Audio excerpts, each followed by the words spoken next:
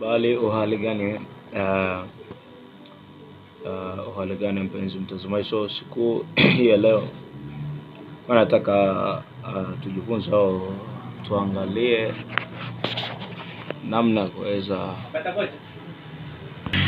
namna ya kutengeneza au namna ya kuomba TIN namba ukiwa hauna kitambulisho cha taifa, kwa maana ya kitambulisho cha NIDA au namba ya NIDA. So siku leo kwanza, kitu kimoja ni kuombe, kama bado hauja subscribe unaweza kusubscribe ili kupata kila fundisho linalotolewa mahali hapa kwenye hii channel kila siku. So kila siku tunaendelea kujifunza mambo mapya ili tuweze kuwa bora zaidi kuliko jana.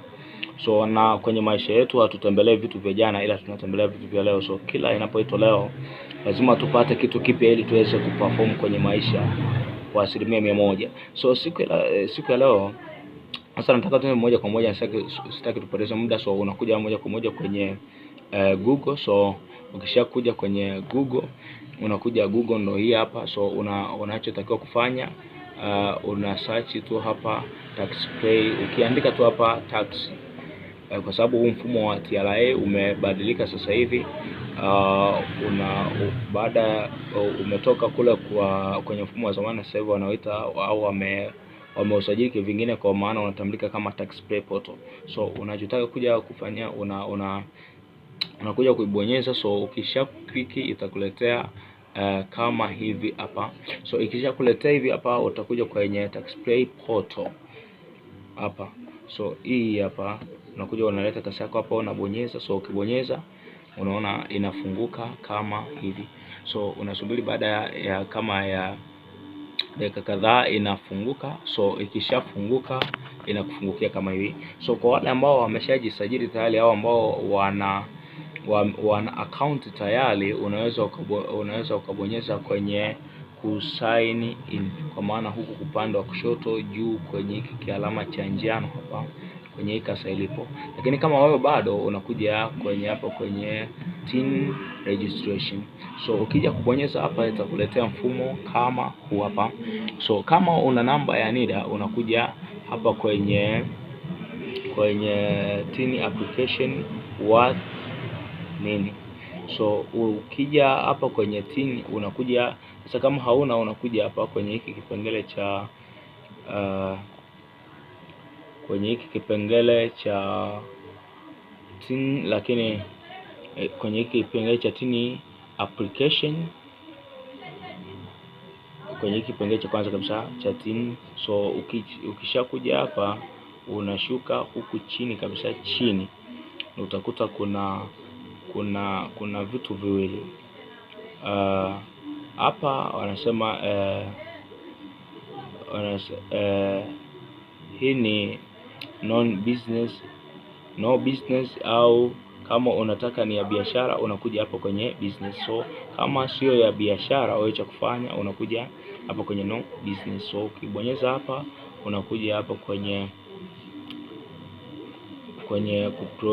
ku-upload. So ukishakuja kubonyeza hapa chini kabisa kwenye ku-upload, so itakuletea kama hivi hapa. So ikishakuja itakuletea kama hivi hapa. Hapa kitu cha kuzingatia ni hiki,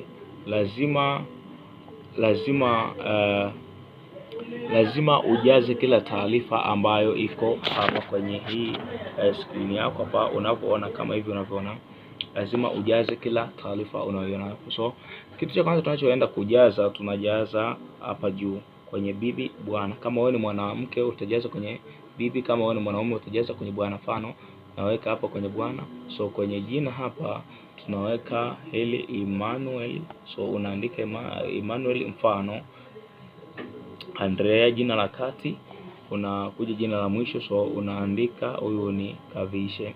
So hapa chini yake kidogo utaona hapa unasema hali ya mkazi. So unabonyeza, kama wewe ni mgeni unabonyeza asiye mkazi, kama wewe ni mkazi unabonyeza mkazi. So ukibonyeza mkazi kwenye uraia unakuja unabonyeza hiki kikasa cha kusearch. So itakuletea kama hivi. So ikishakuletea kama hivi hapa inasema jina la uraia, hapa kwa mfano kama Tanzania tunaandika Tanzaniani.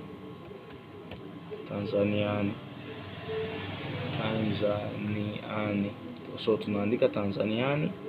Ukishaandika Tanzaniani unakuja hapa kwenye usachi au kwa Kiswahili nitafuta. So ukishakuja kubonyeza hapa, unaona hapa chini inakuletea Mtanzania, inakuletea kila kitu. So unakuja unaklik hapa kwenye Tanzania.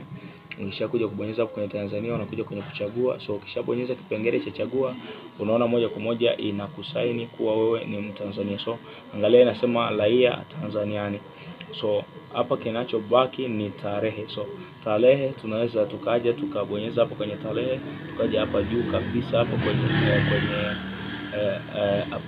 April, ukabonyeza hapa, halafu ukaja ukachagua mwaka ambao ulizaliwa. So kitu cha kwanza unachotakiwa kuchagua hapa, unachagua mwaka uliozaliwa. Mfano tunaweka 2004. So tunabonyeza hii 2004, alafu tunaweka mwezi wa 12, alafu tunakuja ni tarehe 4. Okay, nakuja tunabonyeza yes au sawa kwa Kiswahili. So kisha kuja kubonyeza hapa chini yako hapa juu umemaliza, lakini vimebaki vipengele hivi hapa vya chini hapa. Kipengele hiki kimoja kinakuonyesha, kinasema aina ya mawasiliano. So hapa aina ya mawasiliano, hiki hapa aina ya mawasiliano, unakuja unakibonyeza. Ukishakibonyeza, ukishakliki, so kitu cha kwanza kama una barua pepe una click kwenye barua pepe. So ukishakuja huku unaweka barua pepe ambayo huwezi ukaisahau, au barua pepe ya kwako ambayo iko hai, ambayo unajua atakutumia SMS itakufikia, unabonyeza hapa. Alafu baada ya kuweka hapa barua pepe, unachotakiwa kufanya unabonyeza ongeza. So ukibonyeza ongeza, lazima uweke aina ya mawasiliano ya pili kama hivyo. Kwa mfano hapa tunaweka namba ya simu. So tukishakuja hapa tunaweka namba ya simu. Hapa tumechagua